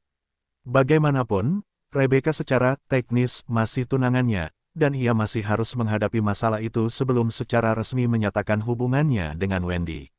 ST mencibir sementara Ian memandang William dengan jijik. Selama perjalanan mereka di pegunungan Kirintor, William telah menunjukkan melalui tindakannya betapa ia peduli pada Wendy. Mereka selalu berpegangan tangan dan bahkan tidur bersama. Itu lebih dari cukup bukti untuk mengatakan bahwa keduanya telah menjalin hubungan romantis. Meski begitu, Ian tidak mau mengakuinya. Ia lebih suka menutup mata terhadap pertunjukan kasih sayang di depan umum, keduanya daripada mendengar William secara resmi mengumumkan bahwa ia dan Wendy sekarang telah menjadi sepasang kekasih. Kepala Prefek Divisi Spirit, Erwin Boas, adalah orang terakhir yang tiba di ruangan itu, diikuti oleh wakil prefeknya. Ketika semua pemimpin divisi tahun pertama telah berkumpul, para instruktur kepala divisi, Grant, Layla, dan Lorda, memulai pertemuan. Dalam 2,5 minggu, pertempuran antar divisi akan dimulai, kata Grant. Kami sedang menunggu tamu istimewa dari kerajaan Frisia, jadi upacara pembukaan mungkin akan tertunda 1 atau 2 hari. Grant kemudian mengangguk kepada Lorda, sehingga dia dapat melanjutkan penjelasannya. Kami telah memberitahu Anda tentang peraturan kompetisi, kata Lorda. Kami akan melakukan tinjauan singkat untuk memastikan bahwa Anda semua memahami peraturannya. Lorda kemudian meminta kepala prefek untuk membacakan peraturan utama turnamen untuk memastikan bahwa mereka telah menghafalnya dengan benar. Setelah itu, rapat beralih ke arah bagaimana mereka akan melakukan pertarungan dan sistem poin yang akan mereka gunakan untuk acara tersebut. Rapat tersebut hanya berlangsung selama 1 jam dan ketiga instruktur merasa puas karena semua kepala prefek sangat cakap. Kalian semua berusaha sebaik mungkin, Grant tersenyum. Tidak masalah apakah kalian menang atau kalah. Nikmati saja acara ini dan asah keterampilan kalian sepenuhnya. Kalian semua sekarang diberhentikan. Kepala dan wakil prefek menundukkan kepala dengan hormat kepada instruktur mereka sebelum meninggalkan ruang konferensi. Akhirnya selesai, kata William setelah meregangkan lengan dan pinggangnya. Saya benar-benar tidak terbiasa menghadiri rapat semacam ini. Priscilla, apakah Anda sudah membahas semuanya? Ya, Sir William, jawab Priscilla. Bagus, tolong, pastikan semua orang diberitahu tentang topik yang dibahas dalam rapat. Dimengerti. Priscilla mengangguk singkat kepada William sebelum menuju asrama Solaris. Jauh di lubuk hatinya, dia pasti sangat membencimu, komentar Ian sambil menyilangkan lengan di dada. Kau hanya melemparkan tanggung jawabmu padanya lalu bermalas-malasan seharian. Apa kau benar-benar melihatnya seperti itu? Tanya William balik. Apa maksudmu? Ian mengerutkan kening. Bukankah kau hanya melimpahkan beban kerja padanya? Tentu saja tidak. Ini yang kau sebut kepercayaan. Hah, kepercayaan. Ya, kepercayaan, kata William dengan dagu terangkat dengan sikap arogan. Aku percaya Priscilla bahwa dia akan mampu menangani pekerjaan itu lebih efektif daripada aku. Kalau begitu, mengapa aku harus menghalangi perannya? Ian mengejek cara William yang tak tahu malu untuk menutupi kemalasannya. ST dan Isaac yang berdiri di samping keduanya mendesah tak berdaya. Ah, itu mengingatkanku, ST. William mengalihkan perhatiannya kepada sahabatnya. Sudahkah kau pikirkan apakah kita harus melanjutkan taruhan kita atau tidak? ST mengerutkan kening, dia telah berpikir panjang dan keras tentang taruhannya dengan William, dan dia masih bimbang apakah dia harus setuju atau tidak. Namun, jawaban William atas pertanyaannya sebelumnya tentang hubungannya dengan Wendy dikesampingkan, jadi dia merasa kesal. Karena itu, dia memutuskan untuk menerima usulan Half-Elf dan menyetujui taruhannya. Ayo kita lakukan, jawab ST. Saya setuju dengan ketentuan taruhan kita. Bagus. William terkekeh sambil mengulurkan tangannya. Semoga pria terbaik menang. ST menggenggam tangan William erat-erat dan menjabatnya. Tiba-tiba, senyum di wajah William menghilang saat ekspresi serius terpancar di wajahnya. Ada apa? Kau tampak seperti baru saja menelan lalat, goda ST pada half-elf tampan yang menatapnya seolah-olah William baru pertama kali melihatnya.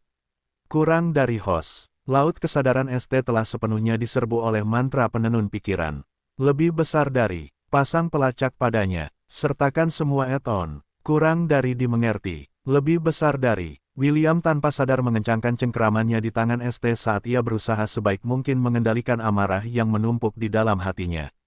Terlalu jauh, siapapun orang ini sudah keterlaluan. Napas William menjadi berat saat ia memaksa dirinya untuk tenang. ST adalah teman pertama yang ia miliki di luar Lon dan ia sangat istimewa baginya. Bagi sahabatnya itu, berada di bawah kendali halus seseorang dari balik bayangan membuat hatinya sakit. Maafkan aku, kata William lembut. Hanya ini yang bisa ia lakukan untuk sahabatnya. Dia tidak tahu apakah Master Min sendirian, atau dia punya banyak pembantu di belakang. Sampai dia berhasil menangkap jejak mereka, dia tidak mampu menghilangkan mantra penenun pikiran di dalam tubuh ST. Melakukan hal itu hanya akan membuat Master Min waspada karena mantranya terhubung langsung ke kesadaran mereka. Maaf, untuk apa? Tanya ST. Jangan bilang kau meminta maaf padaku karena kau yakin kau akan menjadi orang yang memenangkan taruhan kita. Will, kau mungkin kuat, tapi jangan remehkan aku. Aku akan membuatmu merasakan kekuatanku yang sebenarnya saat kita berdua berhadapan di arena. William hendak mengatakan lebih banyak, tetapi kata-katanya terhenti di tenggorokannya ketika sistem memberinya pemberitahuan darurat. Kurang dari host, mantra di dalam tubuh Wendy meningkat dengan kecepatan yang mengkhawatirkan. Invasi di laut kesadarannya tiba-tiba meningkat hingga 95%. Dia sekarang dalam keadaan trans, dan sekarang berada di hadapan seseorang yang berpotensi menjadi mastermind di balik semua ini. Menurut perkiraanku, hanya butuh waktu 20 menit lagi sebelum laut kesadarannya diambil alih sepenuhnya. Lebih besar dari setengah jam sebelumnya. Kakak, bukankah ini area tempat para instruktur memiliki tempat tinggal mereka sendiri? Benar sekali. Tunggu, maksudmu orang yang membuat permen itu adalah seorang instruktur? Tanya Wendy tidak percaya. Benar sekali, jawab Charlotte sambil tersenyum. Dan kita telah tiba di tujuan kita. Wendy menatap gerbang kecil yang mengarah ke rumah 3 lantai. Rumah ini terletak di pinggiran tempat tinggal guru dan tidak ada rumah lain di sekitarnya. Ayo masuk, kata Charlotte sambil memegang erat tangan Wendy dan menuntunnya masuk ke dalam gerbang. Kakak, bolehkah kita masuk tanpa izin? Tanya Wendy. Charlotte terkekeh dan menepuk kepala Wendy. Kau benar-benar orang yang mudah khawatir. Tentu saja, aku sudah mendapat izin dari instruktur. Tenangkan saja kepala kecilmu dan ikuti aku. Kakak Wendy membuka pintu depan dan mengundangnya masuk seolah-olah dia adalah pemilik tempat itu. Charlotte kemudian membimbingnya ke lantai 2 tempat kamar Carter berada.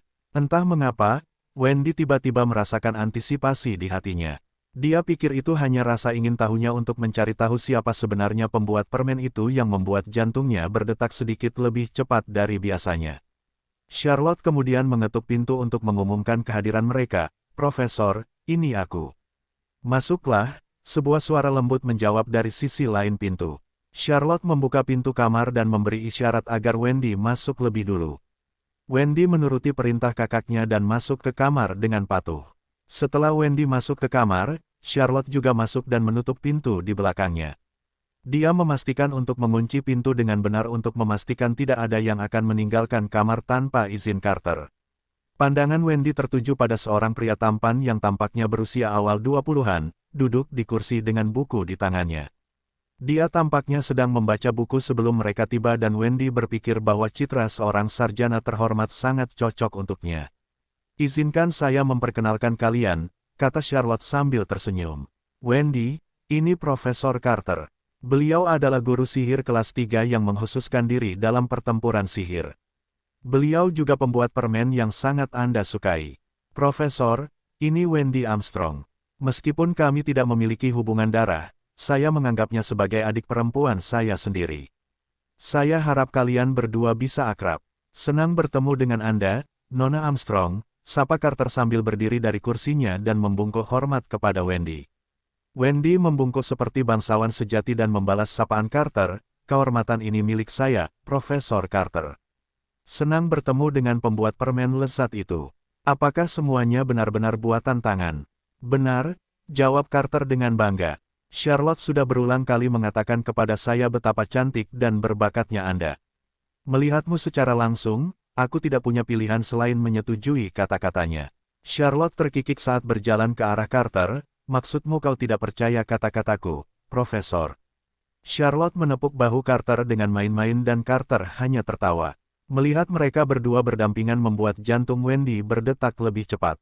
Adegan itu mengingatkannya pada bagaimana dia dan William biasanya berinteraksi ketika hanya mereka berdua di dalam kamar asramanya.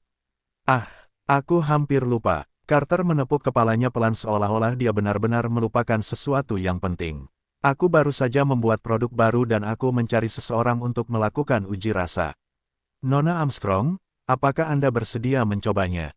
Carter mengeluarkan sesuatu dari sakunya dan membukanya. Di dalamnya ada permen merah yang sehitam darah. Wendy menelannya tanpa sadar saat matanya mendarat pada permen itu. Seolah-olah dia tidak dapat mengarahkan pandangannya kemanapun kecuali pada permen merah tua yang tergeletak tanpa bahaya di telapak tangan profesor itu. Carter tersenyum dan mengayunkan tangannya dengan ringan ke kiri. Pandangan Wendy mengikuti permen itu seolah-olah matanya terpaku sepenuhnya padanya. Profesor itu kemudian berjalan menuju wanita muda yang cantik itu dan mengulurkan tangannya. Apakah Anda menginginkannya? Tanya Carter. Aku, Wendy tergagap. Carter menggunakan mantra yang ada di dalam tubuhnya untuk mengendalikan emosinya dengan cara yang halus. Apakah Anda menginginkannya? Ulang Carter. Aku mau, jawab Wendy. Carter terkekeh dan melirik Charlotte yang berdiri di sampingnya. Berikan ini pada adik perempuanmu, perintah Carter. Dia ingin Charlotte sendiri yang melakukannya karena lebih menarik dengan cara itu. Charlotte menurut dan mengambil permen dari telapak tangan profesor dan perlahan mendekati wanita muda yang tampaknya telah kehilangan kemampuan berpikirnya.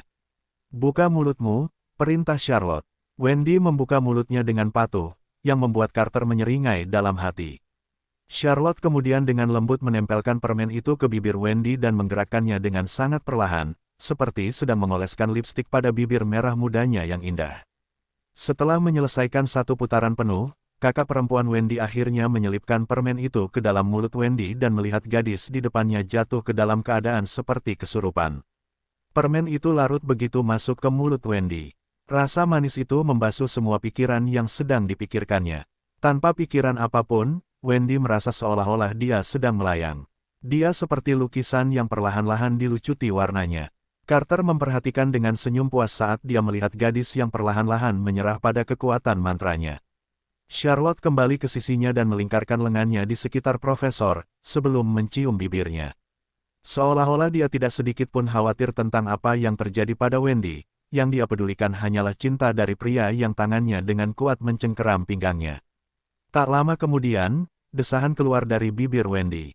Ia mengerjapkan mata sekali lalu dua kali saat melihat kakaknya mencium profesor tampan di depannya. Jantungnya mulai berdetak kencang di dalam dadanya dan hawa panas tiba-tiba menjalar ke sekujur tubuhnya, membuat wajahnya memerah karena malu.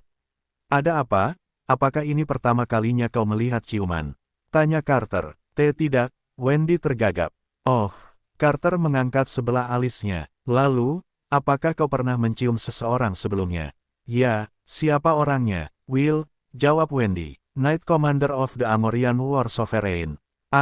Dia, Carter tersenyum. Ia tidak keberatan jika ciuman pertama Wendy dicuri darinya. Yang penting baginya adalah kesucian gadis itu yang masih utuh. Ia bahkan mencibir Knight Commander karena terlalu muda dan terlalu naif untuk memanfaatkan gadis yang jelas-jelas tergila-gila padanya. Pandangan Carter, yang tertuju pada wajah Wendy, perlahan beralih ke bawah. Ciuman itu berhenti di dadanya yang besar untuk sesaat, sebelum terus bergerak ke bawah tubuhnya. Profesor itu menatap bagian itu seolah-olah matanya bisa melihat melewati pakaian Wendy dan tersenyum. Bagaimana ciuman Knight Commander? Tanya Carter. Apakah rasanya enak? Wendy bisa merasakan kehangatan menyebar ke seluruh tubuhnya seperti afrodisiak saat Carter mengaktifkan mantra yang hampir menguasai laut kesadarannya. Rasanya enak, jawab Wendy saat dia sekali lagi jatuh ke dalam trans. Dia tidak bisa mengalihkan pandangannya dari profesor tampan di depannya. Wendy merasa bingung, tetapi pikirannya kacau saat ini. Dia tidak dapat berpikir jernih saat profesor mengangkat dagunya dengan ujung jarinya. Maukah kau menciumku? Tanya Carter sambil memperkuat cengkeramannya pada kesadaran Wendy. Pikiran Wendy menjadi kosong sepenuhnya. Ia tidak bisa melawan mantra yang mendesaknya untuk berkata ya. Kenikmatan yang luar biasa, pikir Carter sambil melihat pergumulan batin di mata Wendy. Ia kemudian perlahan menundukkan kepalanya untuk mencicipi bibir indah gadis itu yang memohon untuk dicium. Ketika bibir profesor itu hanya beberapa inci dari bibirnya sendiri, gambaran seorang anak laki-laki berambut merah muncul di kepala. Wendy, tidak. Wendy buru-buru mendorong Carter dan mundur beberapa langkah. Carter terkejut, tetapi segera senyum jahat muncul di bibirnya. Seolah-olah pergumulan terakhir Wendy membuatnya bergairah. Tidak, tanya Carter. Tidak, apa? Aku. Wendy tergagap, tetapi gambaran anak laki-laki di dalam kepalanya tiba-tiba menghilang ketika Carter mengaktifkan sepenuhnya mantra di dalam laut kesadarannya. Ekspresi Wendy mengendur saat mata birunya yang indah mulai berembun. Senyum Carter melebar saat dia mendekati gadis itu. Mangsanya sudah terpojok. Yang perlu dia lakukan hanyalah mengulurkan tangan dan membuat Wendy jatuh ke jurang kegelapan. Charlotte memperhatikan dari samping saat Carter mengulurkan tangannya ke arah adik perempuannya. Namun, tepat saat profesor hendak mengklaim hadiahnya, ketukan tiba-tiba di pintu kamarnya menghentikannya. Ini adalah komandan ksatria dari penguasa perang Amorian, sebuah suara memerintah terdengar dari luar pintu. Ada situasi darurat dan saya sedang mengumpulkan anggota Ordo Ksatria saya untuk sebuah misi.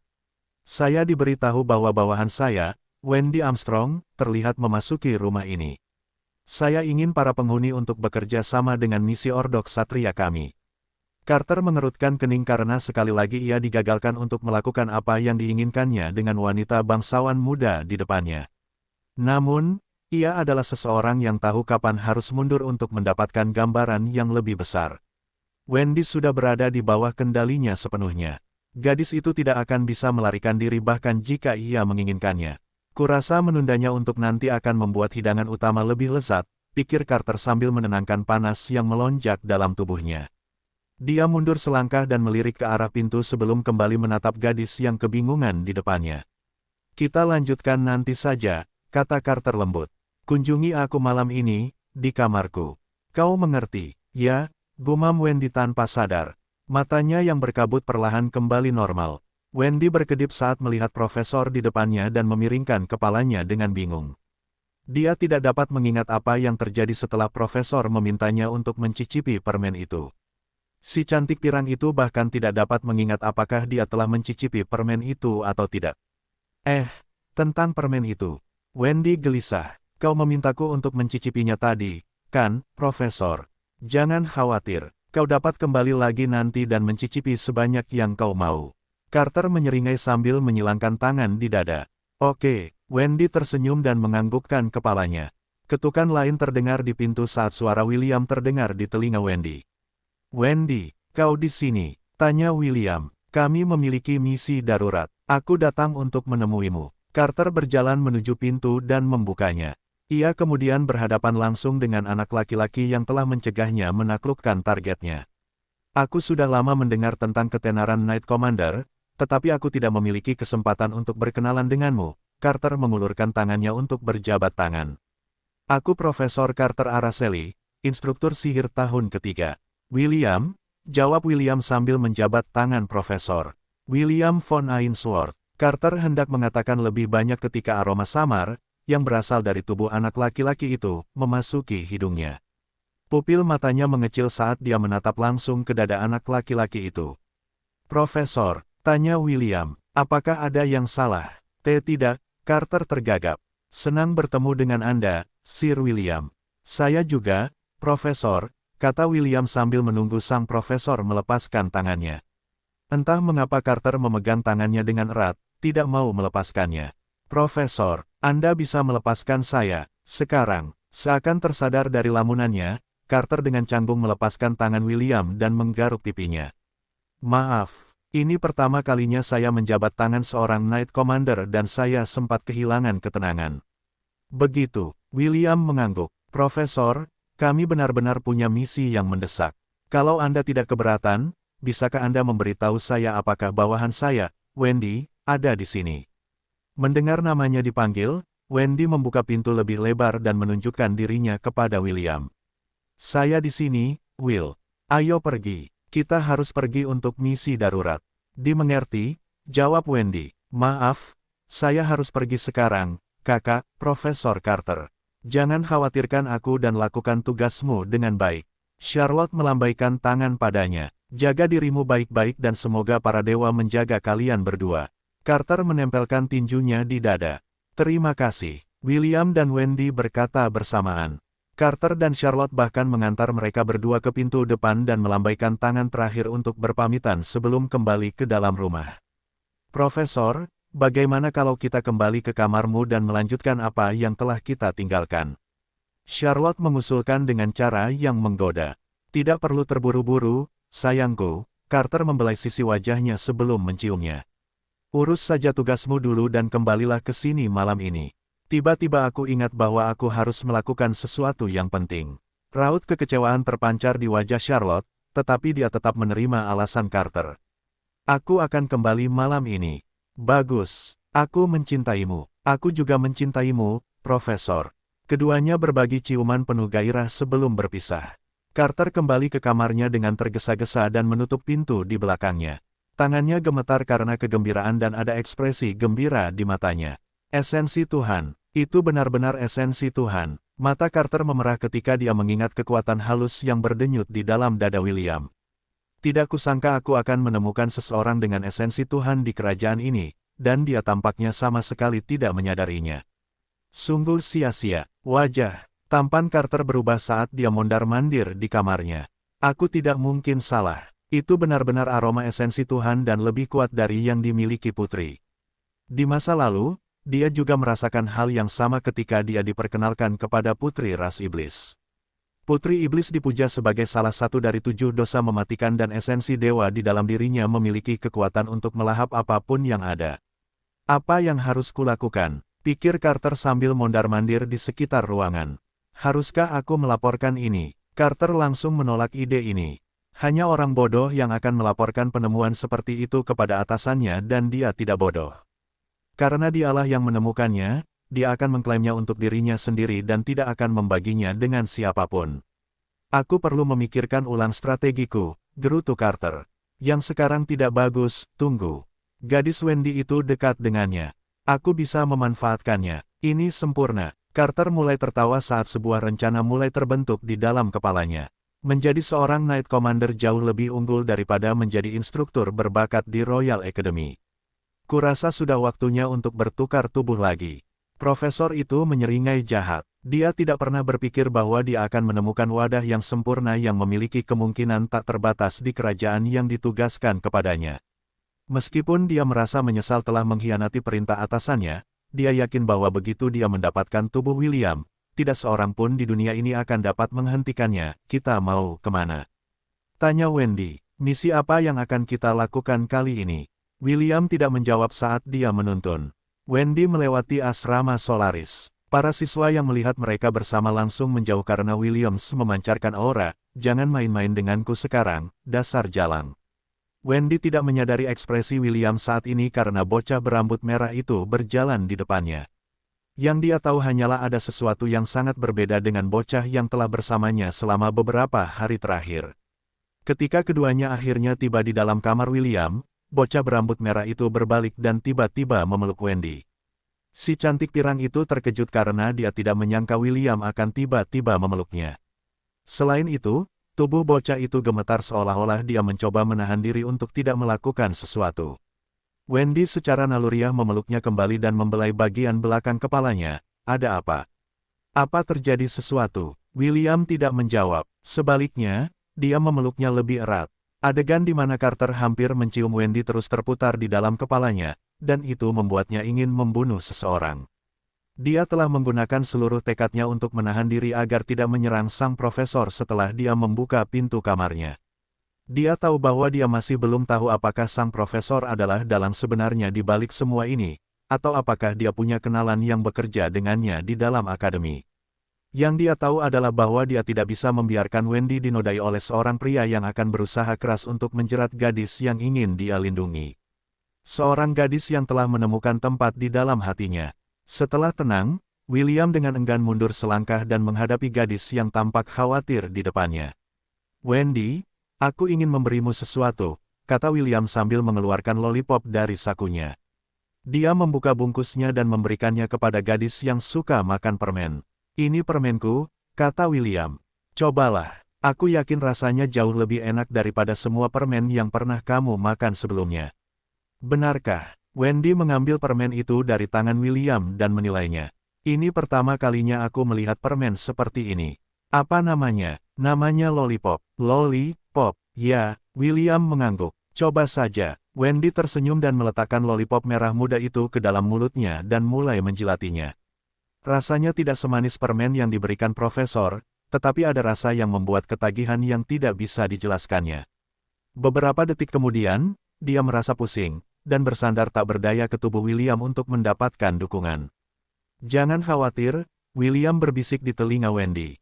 Kau akan baik-baik saja sekarang. Semuanya akan baik-baik saja. Permen lollipop di dalam mulut Wendy hancur total, dan keilahiannya membasahi tubuh Wendy seperti angin sepoi-sepoi. Rasanya begitu nikmat hingga gadis itu mendesah sekali sebelum membenamkan kepalanya di dada William untuk tidur. William mendesah lega saat ia mengangkat tubuhnya dengan lembut dan membawanya ke tempat tidur, sehingga ia bisa tidur lebih nyaman.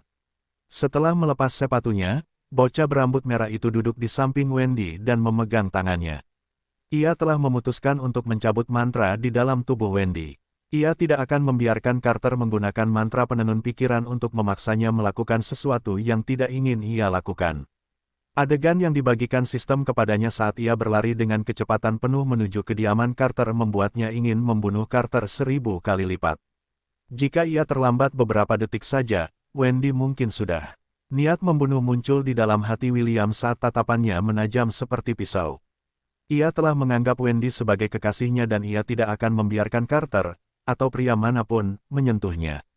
William tidak akan mengizinkannya, tidak peduli siapa orangnya, baik itu seorang guru, seorang ksatria, seorang pangeran, atau seorang raja, dia akan membunuh siapa saja yang mencoba menyakiti Wendy. Dia tidak keberatan mengotori tangannya selama orang-orang yang penting baginya hidup bahagia dan tanpa beban. Tak lama kemudian, niat membunuh itu surut saat William mulai sadar. Sistem saat ini sedang memantau perubahan dalam tubuh Wendy dan tanda-tanda vitalnya telah kembali normal. Kurang dari host, mantra penenun pikiran telah sepenuhnya terhapus dari laut kesadaran Wendy. Dia tidak lagi terpengaruh olehnya. Selain itu, dengan kekuatan lollipop, dia telah memperoleh ketahanan tinggi terhadap mantra pesona yang tidak diperkuat oleh kekuatan ilahi. Lebih besar dari, terima kasih atas laporannya, jawab William. Apakah kau berhasil memasang pelacak pada tubuh profesor saat kita berjabat tangan? Kurang dari ya. Saat ini, sang profesor sedang duduk di kamarnya dengan mata terpejam. Aku berasumsi bahwa dia hanya bermeditasi, atau mungkin mengendalikan mereka yang berada di bawah pengaruh mantra penenun pikiran dari lokasinya. Lebih besar dari, terus awasi dia, perintah William. Jika dia melakukan sesuatu yang mencurigakan, segera beritahu aku. Kurang dari dimengerti. Lebih besar dari, tanda hubung tanda hubung tanda hubung tanda hubung tanda hubung. Di suatu tempat di Asgard. William, apakah kau ingin bergabung dengan timku? Seorang Valkyrie cantik berambut merah bertanya sambil tersenyum. Penampilanmu dalam pertempuran terakhir melawan para orc sangat mengagumkan. Aku ingin memiliki seorang pejuang pemberani sepertimu di timku. Maaf, tapi aku sudah menjadi anggota tim Kapten Wendy, jawab William. Valkyrie itu terkekeh saat dia menyandarkan tubuhnya yang menggerahkan di atas tubuh William. Aku yakin aku bisa memberimu lebih banyak keuntungan daripada yang bisa diberikan si tomboy itu. Kalau kau mau, aku bahkan bisa. Diam di situ, dasar jalang. Wendy yang marah menyerbu ke arah William dan menyingkirkan Valkyrie berambut merah itu. Berapa kali aku harus memberitahumu, Herja, bahwa William adalah rekan setimku? Tanya Wendy dengan tatapan tajam. Berhentilah memburu para prajurit dari legiun kita. Herja menyilangkan lengannya di dada dan membalas tatapan tajam Wendy tanpa rasa takut. Aku hanya memberi William sebuah pilihan. Maksudku, para prajurit diizinkan untuk pergi ke legiun lain jika mereka mau. Kau tidak bisa memaksa mereka untuk tetap tinggal. Ini adalah aturan yang telah ditetapkan oleh Lady Freya, bukan? Ya, apa yang kau katakan itu benar, jawab Wendy dengan senyum yang tidak sampai ke matanya. Namun, memburu seorang prajurit dari legiun lain secara terang-terangan tidak termasuk dalam keputusan Lady Freya. Kau telah melampaui batas. Jika William ingin meninggalkan legiunku, maka aku akan mengizinkannya. Yang tidak akan kuizinkan adalah kau, atau kapten lainnya, membawanya pergi dengan paksa. Wendy konyol, Herja menyeringai. Aku tidak memaksa siapapun. Seperti yang kukatakan, aku hanya memberi William pilihan. Aku bukan yang pertama, dan juga bukan yang terakhir yang memintanya untuk meninggalkan kapal. Yang lain telah melakukannya sebelum aku, jadi wajar saja jika aku juga mengikuti tren ini. Herja menyatakan fakta dan Wendy tidak dapat membantahnya. Di antara para prajurit baru yang dibawa ke Valhalla, William terlalu menarik perhatian. Rambutnya yang berwarna perak, ditambah dengan ketampanannya, telah membuatnya menjadi pusat perhatian para wanita. Namun, selain ketampanannya, ia juga seorang prajurit yang kuat dan sangat cakap. Seorang prajurit yang tidak takut menghadapi bahaya untuk melindungi rekan-rekannya dan memberi mereka waktu untuk melarikan diri dari musuh yang lebih kuat dari mereka. Valkyrie mungkin adalah prajurit, tetapi mereka juga gadis. Mereka terus-menerus mencari pasangan hidup yang dapat melindungi punggung mereka di medan perang. Wendy memahami hal ini, dan itulah sebabnya. Ia selalu mencari orang-orang yang cukup berani untuk merayu William dan membawanya pergi dari cengkeramannya. Melihat raut wajah Wendy yang hampir mencapai titik puncak, Herja memutuskan untuk pergi. Meskipun mereka berdua adalah Valkyrie, Wendy lebih kuat darinya. Bahkan bisa dikatakan bahwa Wendy termasuk dalam 3 kapten Valkyrie terkuat karena dia diberkahi dengan kekuatan manusia super. Dia dapat dengan mudah mengubah kepala prajurit orc menjadi pasta daging dengan satu tamparan. Inilah sebabnya mengapa sebagian besar Valkyrie tidak ingin berada di sisi buruknya. Satu-satunya alasan mengapa mereka berani melakukannya adalah karena William. Prajurit berambut perak itu terlalu menarik untuk diabaikan oleh Kapten Valkyrie. Luangkan waktumu dan pikirkanlah, William, kata Herja saat sayap tumbuh di belakangnya. Kamu diterima di legiunku kapan saja. Setelah mengucapkan kata-kata itu, Herja terbang ke langit dan mengedipkan mata terakhir kali kepada William sebelum terbang menuju kediamannya. Wendy menatap sosok yang menjauh itu dengan jijik. Dia hampir saja memanggil tombaknya dan mengubah Kapten Valkyrie yang penuh kebencian itu menjadi babi yang ditusuk. William, kata Wendy sambil menoleh untuk melihat prajurit yang sedang menatapnya dengan ekspresi tenang. Ada yang ingin kutanyakan padamu. William meletakkan tangannya di belakang punggungnya sambil berdiri tegak seperti pedang. Apakah ini misi lain? Aku siap berangkat kapan saja, Kapten. Wendy terkekeh. William memang seperti itu. Selama itu adalah misi, dia akan melakukannya dengan serius yang membuatnya dikagumi dan dihormati oleh para prajurit dan Valkyrie. Dan karena ini, aku tidak bisa membiarkan orang lain memilikimu, pikir Wendy sambil berjalan menuju prajurit yang telah dia bawa sendiri dari medan perang Midgard. Dia melihat rambut peraknya, matanya yang hijau muda yang indah, dan wajahnya yang membuat para wanita di Valhalla menatapnya seperti serigala yang mencari mangsanya. William, ya, Kapten, maukah kau menikah denganku? Petik 2. Permisi, Wendy menatap remaja yang kebingungan itu dengan senyum di wajahnya. Tangannya melingkari tubuh William dalam pelukan ringan.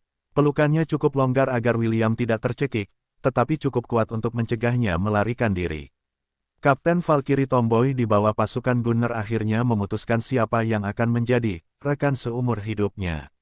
Dia tidak akan membiarkan siapapun mengambil prajurit berambut peraknya darinya, jadi dia memutuskan untuk menikahinya dan menghentikan siapapun untuk mendekatinya.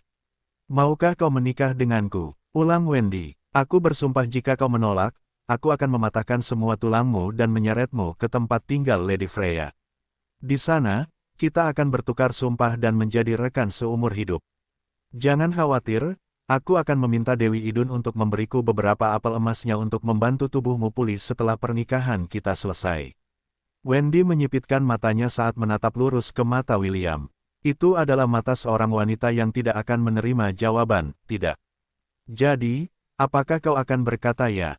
Atau haruskah aku menyeretmu sambil menendang dan menjerit seperti seorang gadis kecil? Pilihan ada di tanganmu. Ingat ini juga, William. Rasa sakit itu sementara, tetapi tinjuku abadi. Jika kau tidak ingin menderita rasa sakit abadi, kau seharusnya sudah tahu jawaban apa yang akan kau berikan padaku, ya.